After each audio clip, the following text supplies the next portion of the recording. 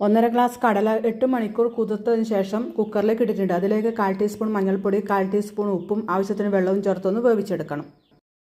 Pan അടുപ്പത്തേക്ക് വെച്ചിട്ടുണ്ട്. അതിലേക്ക് 1.5 table spoon വെളിച്ചെണ്ണ ഒഴിച്ചിട്ടുണ്ട്. ഒരു വലിയ കഷ്ണം ഇഞ്ചി ചെറുതായി മുറിച്ചിട്ട് കൊടുക്കുക. 10 അല്ലി വെളുത്തുള്ളിയും ഇട്ട് കൊടുക്കുക. ഇനി അതിലേക്ക് 2 സവാള ഇതുപോലെ നേർത്തായി മുറിച്ചിട്ട് കൊടുക്കുക.